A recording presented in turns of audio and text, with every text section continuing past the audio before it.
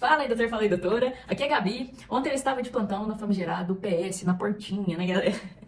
E aí eu vim aqui compartilhar com vocês o meu caso mais simples e o mais complexo do plantão. Vamos ver se vocês se dão bem aí nos dois casinhos. Vamos começar pelo mais simples. Então chega lá pra mim o Enzo, 17 anos, falando assim: ó, doutor, eu tô quente, tô prostrado, tô ruim, tá ruim pra engolir, certo? Então, você abre a boquinha dele e tá lá aqueles pilares amidalianos edemaciados, pode haver aquele exudato, você palpa, pode ter aquelas adenopatias, né? Então, a gente tá diante aí de uma clássica faringoamidalite, né? E aí o paciente vem seco querendo a receitinha dele de amoxicilina, de bezetacil, pra resolver o problema, né? E aí, será mesmo que a maioria das faringoamidalites a gente tem que tratar com antibiótico? O que você acha? Cara, claro que não, né? A maioria das faringoamidalites, quase 80% delas são virais. O adenovírus é o mais comum, que pode cursar inclusive com acometimento conjuntival, além da faringoamidalite.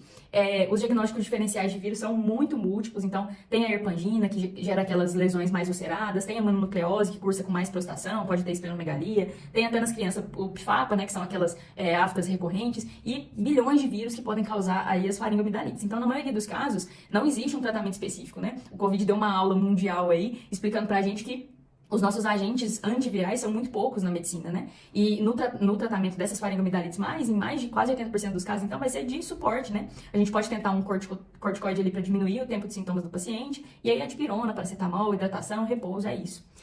E quando a gente pensa em faringite bacteriana, em qual agente que a gente está pensando, né? A gente está pensando no estrepto beta-hemolítico do grupo A, o famoso Piógenes, né? Então, a faringite estreptocócica é uma coisa que a gente tem que levar em consideração, por quê? Porque, principalmente em pacientes mais jovens, se eu não trato uma faringite estreptocócica com antibiótico até 9 dias após o início dos sintomas, eu aumento o risco desse paciente ter complicações da febre reumática, né? Cardite, que pode ter sequelas graves e pro resto da vida aí do paciente. Então, é por isso que eu tenho que saber identificar quando é uma faringite estreptocócica e não viral. E como que eu vou fazer esse diferencial, né?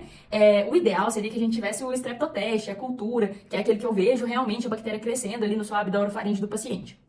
Mas, se vocês já deram plantão em algum lugar que tem, eu nunca dei, né? É muito pouco disponível no mundo e no Brasil. Então, a gente faz essa diferenciação muito pela clínica do paciente, né? Então, existe um score, que a gente chama de score de Center, que ele vai avaliar os principais achados da faringite estreptocócica e pontuar. Toda vez que o paciente apresenta cada um deles, você pontua em um ponto, e quando ele tem 4 ou mais pontos, 4 ou 5 pontos, a chance disso ser estreptocócica é maior, e aí no Brasil a gente acaba usando esse score para indicar antibiótico terapia ou não para o paciente. E o que esse score tem? Tem 5 pontos, né? Primeiro, febre acima de 38 graus, a idade típica, que é aquele paciente com menos de 15 anos, inclusive se ele for maior de 45 anos, você subtrai um ponto, que isso é muito não típico, a presença de exudatos ou edema tonsilar importante, as adenopatias cervicais palpáveis, dolorosas, e a ausência de tosse, certo? Então, quanto mais pontos ele tem, mais chance é de isso ser realmente uma faringite estreptocócica. É legal a gente tratar não só para diminuir ali a sintomatologia do paciente, mas principalmente para evitar a febre reumática e suas complicações graves, tipo cardite, certo? Então, revisãozinha super rápida. Todos os meus Enzos do plantão ficaram bem, tratamento de suporte. Acho que ontem eu não passei nenhum antibiótico para ninguém, todo mundo viral,